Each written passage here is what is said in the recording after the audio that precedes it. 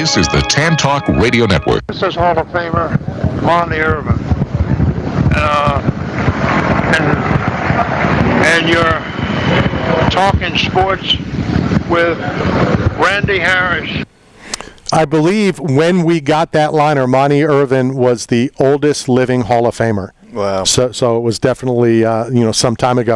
All right, I'm pretty sure, I don't want to go out on a limb, but I'm pretty sure that our next conversation is going to last longer than the entire career of Zachary's professional fights. I'm pretty sure of that. Because he wins them so quickly? We'll talk about that in a second. So let's go to the phone lines. I'm even nervous to welcome the Savage, Zachary Reese, to the show. Zachary, how are you? I'm good, guys. Thanks for having me on. We appreciate your time. I've covered the UFC since UFC 1. I don't do a lot of research and all that kind of stuff, so what I'm about to say, I could be wrong. I don't know of any time I've ever talked to somebody whose fights have not, all of the fights have not gone into the second round. That's crazy. Yes, sir. I think all my fights, it's under 14 minutes, so less than one regular fight. But yeah, I can't complain, man. It's been going good, and I think it's just a testament to kind of how I approach fighting, and I've always approached fighting. I don't think about points or winning rounds. I just think about getting those checkmates in every position I can.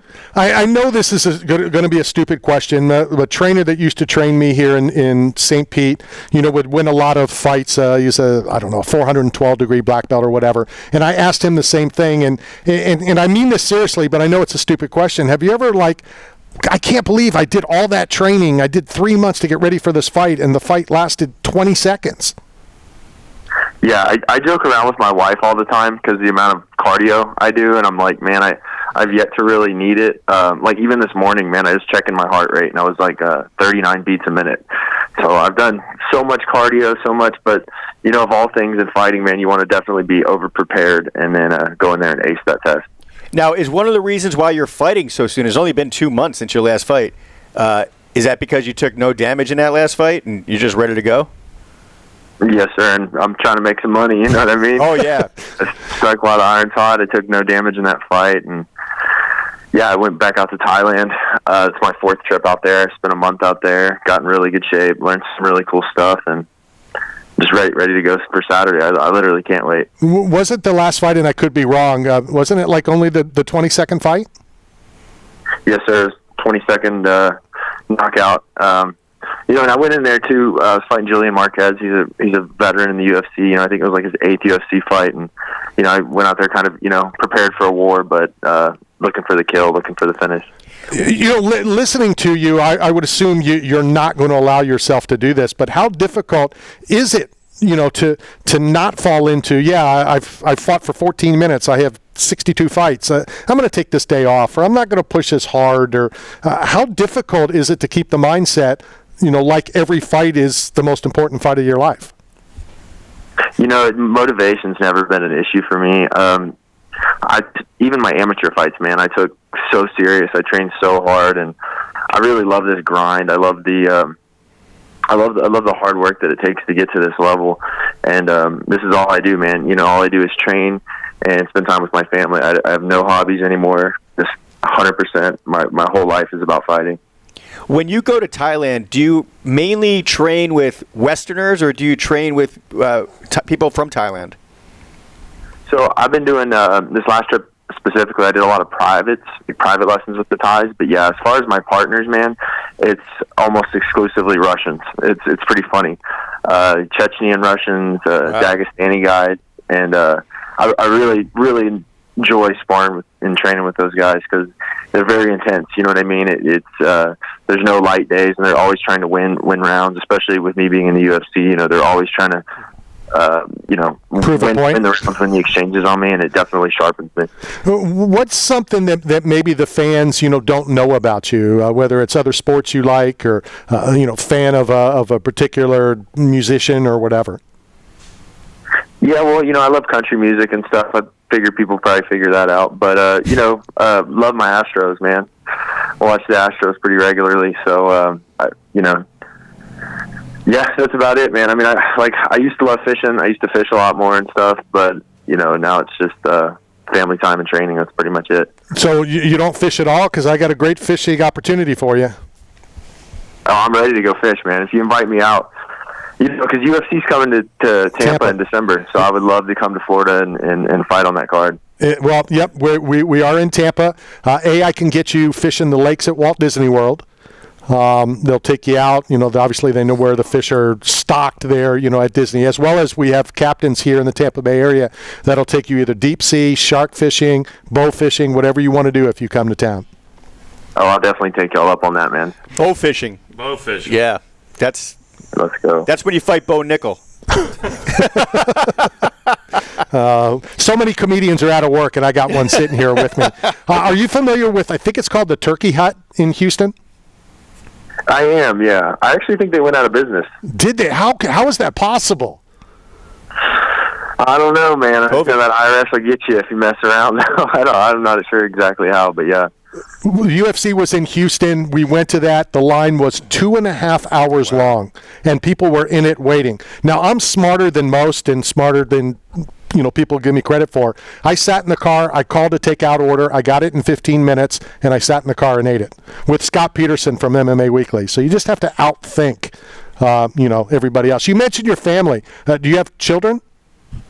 Yeah, I have 2 little girls, so a 2-year-old and a 4-month-old. Wow, congratulations. Thank you. When we finish, I always, we have your address and we send, thank you gifts. But I like to find out when fighters have families and have children, because we happen to have a sponsor that makes these fantasy pets from digital computers, and they're the coolest things ever. So I'm going to send you 2 of those as well for both of your children. So that's very cool, man. Thanks. I'll send you guys some merch back too. I'm in Shiner, Texas, man. There's only 2,000 people in the whole town, but we're known for our beer, and I'm sure it's made its way out to Florida. Oh, sweet. Now, but I'll send you guys some merch too. Oh, well, cool. Just so you know, I'm a big Astros fan too, but for a different reason. I'm short. Because you know how to bang a stick? No, because I'm short, and I love that Jose Altuve is so good at his height and so amazing, and I'm just like, every time he hits a home run, I can't believe it. I'm so happy. Yeah, future Hall of Famer for sure. I heard talking about banging on a trash can. All right, man, that's allegedly. I ignored it, Zach. Did you notice I just ignored it. It is alleged. I've been heavily involved in baseball. I was the bat boy for the Cardinals when I was in high school. We just had, I don't know if you know who Brad Penny is. He played in the majors for 19 years. So we're talking a lot of baseball. We talked a lot of unwritten rules and all that, which I don't know any sport that has more unwritten rules than baseball. Mm-hmm. Oh yeah, it's. I mean, dude, the Astros a couple of years back, they cut a center fielder just for pimping a home run. You know what I mean? Yeah. Baseball's something else, man. I just wish we'd get like a Macho Man Randy Savage or something personality in baseball. A lot of the baseball guys, man, they're kind of dry, in the interviews. And, why did you mention? Why did you mention Randy Poffo? A very good friend of mine did my video to try to get on Survivor. Was it because he played for the White Sox, or because you're a wrestling fan? You know what? I surprisingly did not watch very much wrestling growing up. I know if people had to make assumptions about me, they'd probably think I was watching wrestling and fighting for beers in the trailer park or something. But actually, didn't watch a ton of wrestling growing up. So where was the Randy? What do you know about Macho Man? Interviews. Honestly, not that much, to be honest. I think Stone Cold's probably my favorite, but it's just because he's from about 40 minutes from where I live. I missed a lot of that 90s, early 2000s wrestling, and really I was watching baseball a lot. We lived in San Diego for a little bit, so I got to catch like the tail end of like Ricky Henderson's career and see Trevor Hoffman pitch and stuff like that. So baseball really was a huge part of my life until I found MMA. When you get a chance, Google Macho Man Randy Savage cream of the crop. And that's the funniest video that you'll ever see, and Randy at his best. It's hilarious. It's funny that you say that, though, about baseball personalities. I've interviewed a lot of celebrities in my career. I worked at Fox. I worked at Spike TV. And I was interviewing Derek Jeter, and I was so excited because I'm such a big Yankees fan. And he was the most boring interview I've ever done. And not because he was a bad person. It was because he's so humble. And I'm trying to, set him up. Oh, you're a Hall of Famer. You're this, you're that. He's like, well, I try. And I'm like, come on, Derek, I'm alive right here. You got to help me out. And then, he has this foundation called the Turn 2 Foundation, which brings Little League to the inner city schools. And he was promoting this. And I'm like, all right, I'll throw him softballs about his foundation. I'm like, so tell me, what's it like to bring baseball to the inner city, to these kids? He goes, well, it's good. And I was like, oh, my goodness. I'm like, back to you in the studio. This ain't going anywhere. Speaking of back to you, let's get back to talking about Saturday. Give me your thoughts on Jose and what we should look forward to. I usually don't watch a lot of footage on my opponents, and Jose's kind of the same. I watched his fight once on Contenders. I think he's tough, man, but, I don't think tough's enough to beat me, and I just think I'm going to outclass him and outskill him. He's coming down from 205, so I think maybe, it's the first time for him cutting that weight. But, I fought at 205 as an amateur. A lot of the guys I fought are at 205. So, I just think I'm going to outclass him. A friend of mine, and my producer gets mad every time I bring this up, Marcus Jones. He played for the Tampa Bay Bucks. He was on the Ultimate Fighter with Wes Sims and Brendan Schaub and all those. And I'm sorry? Baby, that's what they call them. Yeah, Big Baby. Nicest guy in the world. He's now a salesman of medical tools, and he's in on operations in surgeries in case they need like a particular clamp or screw, and he's got all his tools there, and just the nicest guy ever. Still petrified to fly. But he once told me that he didn't like football. He was a number 1 draft pick of the Bucks. He goes, I'm just good at it. I know that you're good at what you do. How much do you love this sport of mixed martial arts? I was just talking to my coaches yesterday about that, in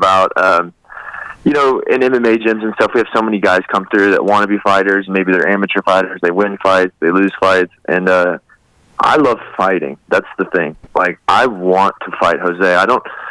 I don't necessarily, my dream wasn't to just get attention and glory or anything like that. Like, I want to fight. I cannot wait for Saturday. And I love this. I'm not going to curse, but, I love this stuff, man. It's nothing makes me feel more alive. Nothing makes me feel more tuned in. And it sounds corny, but if I was born 800 years ago, I know I'd be swinging a sword somewhere.